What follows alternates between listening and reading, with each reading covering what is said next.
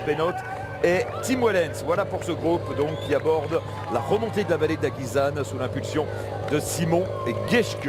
Ensuite, à 3 minutes et 42 secondes, un groupe dans lequel on retrouve bien les rescapés, en quelque sorte de l'échappée matinale avec Stéphane Rossetto notamment. Il y a là Alberto Bettiol, il y a Mathias Franck, Carlos Verona, il y a Paul Oursolin ou encore Amael Moinard. Et à 5 minutes et 16 secondes, le peloton maillot jaune qui a repris quasiment une minute en l'espace de quelques kilomètres, oui, sous l'impulsion de Jonathan Castroviro. Voici ce groupe. Une minute, presque 1 minute 30 même, donc attention devant, ne pas trop s'endormir dans cette portion favorable pour ce qui est le groupe maillot jaune qui s'est organisé. Certes, il n'y a que Castroviro qui roule, mais Castroviro c'est un excellent rouleur.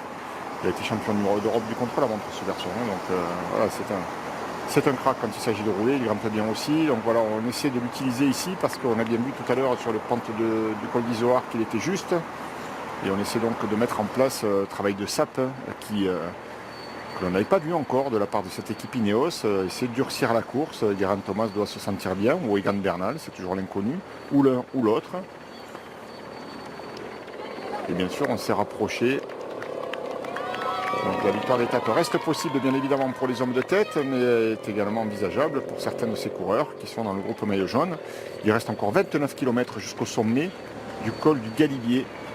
29 km, c'est largement suffisant pour revenir et boucher 5 minutes 30. Le col du Galibier qui va donc être escaladé par son versant haut alpin. Il y a un versant savoyard depuis la vallée de la Maurienne avec en première partie le col du Télégraphe, la traversée de Valoir et la dernière partie de l'ascension. Le versant haut alpin, lui, comporte dans un premier temps la vallée de la Guisane, le col du Lotaret qui culmine à 2000 mètres d'altitude. Ensuite, on tourne à droite pour aller chercher le col du Galibier perché à 2642 mètres.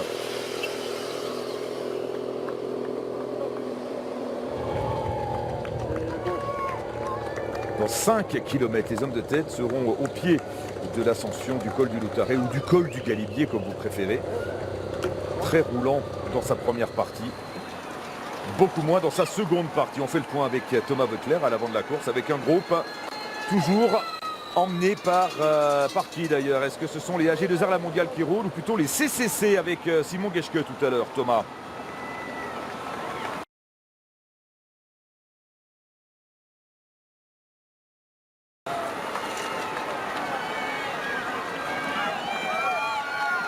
Le voici ce groupe, on va retrouver dans quelques instants Thomas Voeckler avec le groupe de tête qui traverse actuellement La Salle-les-Alpes. Oui, ça roule pas vraiment en tête. On s'attaque, on essaie de trouver une ouverture, on essaie de repartir de l'avant pour ceux qui ont été distancés tout à l'heure. On se dit que prendre un petit peu d'avance, ça peut être la bonne solution.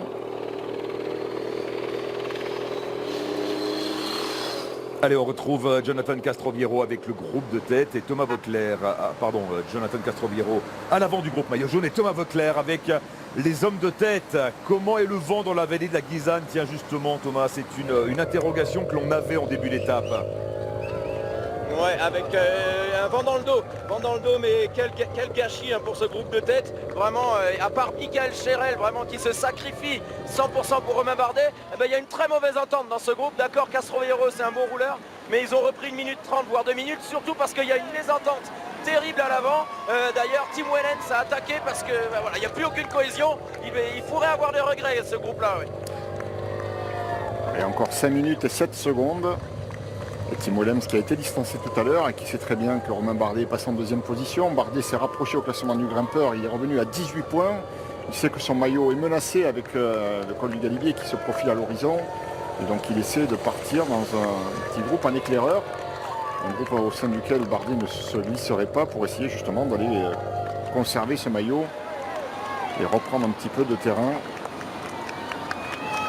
3 hommes à l'avant donc avec Michael Cherel, on l'a vu avec Simon Geschke notamment pour la formation CCC et Tim Wellens. On retrouve Thierry Adam avec le groupe maillot jaune qui est revenu à 5 minutes seulement de la tête de la course.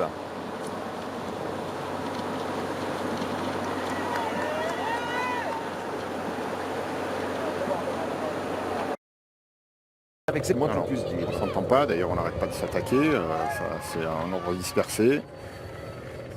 Et d'ailleurs, l'écart est tombé sur les 5 minutes. Ouais. On a retrouvé Thierry avec le groupe maillot jaune. Ouais, on a des trous d'air. Remarquez, il va peut-être y avoir des trous d'air aujourd'hui. Je disais, Castroviro a fait son boulot. Hein, c'est un formidable rouleur, on le sait. Champion d'Espagne du contre-la-montre en son temps, champion d'Europe aussi, si je me souviens bien, du contre-la-montre. Donc il a fait le boulot sur des parties qui lui conviennent jusqu'à la sortie de Briançon. Hein, c'est pour ça qu'il a fait l'effort dans la descente. On est sur une longue ligne droite avec un vent légèrement favorable. Ça a permis notamment aux voitures des directeurs sportifs de venir à hauteur des équipiers pour donner des bidons. Hein. Il fait encore 36 degrés quand même hein, sur la route du Tour. On rentre à La Salle, les Alpes. Et ce qui est important, c'est que quasiment tous les leaders ont du personnel, des coéquipiers. Ça, c'est important. Thibaut Pinot, qui a 3 coéquipiers. Le retour de David Gaudu lui a fait du bien. Il est très en forme, hein, Thibaut Pinot. Je le sens en tête de ce groupe maillot jaune. Il fait rouler Mathieu Ladanius, qui est revenu aussi, qui a été victime d'une crevaison. 3 Jumbo Visma. Il y a 2 coéquipiers autour du maillot jaune. Tout le monde a un petit peu de personnel. Roman Kreuziger est revenu. Et tout à l'heure, Laurent Jalabert, dans l'équipe qui a le plus de coureurs dans ce groupe, hein, l'équipe Ineos, se demandait comment allait Geraint Thomas. Je le trouve pour la première fois la soquette légère. Geraint Thomas, Egan Bernal, Jonathan Castroviro et Wout Poels sont dans le groupe maillot jaune. L'équipe Ineos, c'est l'équipe la mieux représentée. Et à l'avant, il y a toujours Dylan Van Baarle, mais qui a l'air de subir un petit peu, donc on peut se demander maintenant devant finalement s'il n'est pas en mesure de peser pour la victoire d'étape, ce qui ne semble pas être le cas. Il a déjà été distancé tout à l'heure dans le col d'Izoard. Il faisait tout à l'heure le boulot en tête de ce groupe et qui s'est fait voilà, à qui Romain Bardet lui a demandé donc de s'écarter, de ne pas rouler tout seul, de prendre les relais. Et bien sûr toujours Tim Willems qui dès que ça ralentit essaie de lancer une offensive pour scinder ce groupe et essayer de piéger Romain Bardet. Il a attaqué justement précisément au moment où Romain Bardet laissait son relais, ce qui l'empêche de sauter dans sa roue. Grosse mésentente dans ce groupe, ça roule quand même vite évidemment, mais ça pourrait évidemment aller beaucoup plus vite si l'entente était meilleure. Avec la relance de Greg Van Avermaet. Et l'équipe CCC qui a du monde hein, à l'avant, on le rappelle, il y a Van Avermaet, il y a Geschke, il y a Serge Pauwels également. Les 3 sont là dans ce groupe. Van Avermaet, Serge Pauwels à l'avant. Michael Woods, le Canadien de l'équipe Education First pour les accompagner. Aucune entente hein, dans ce groupe de tête. On voit les attaques se succéder. Et ça a pour effet de faire baisser l'écart avec le groupe maillot jaune, revenu à moins de 5 minutes maintenant. Et ça continue de flinguer, ça continue d'attaquer dans ce groupe. Il n'y a pas d'unité, il n'y a plus de rythme. Évidemment, la présence de certains grands grimpeurs qui ont montré leur force sur les pentes du col d'Izoard n'incite pas la plupart des coureurs présents dans ce groupe à collaborer. On cherche plutôt à essayer de prendre les devants. Alors on reprend ici quelques-uns des hommes qui composaient le groupe de 34 tout à l'heure, qui ont été distancés sur les pentes. Pour eh bien, tente de se dégager à l'avant avec Romain Bardet dans sa roue, mais que l'entente est mauvaise dans ce groupe, Thomas Voeckler, et on pense à Romain Bardet qui vise la victoire d'étape. C'est pas gagné encore hein, pour Romain Bardet, ni pour Adam Yates d'ailleurs. Non, quel gâchis.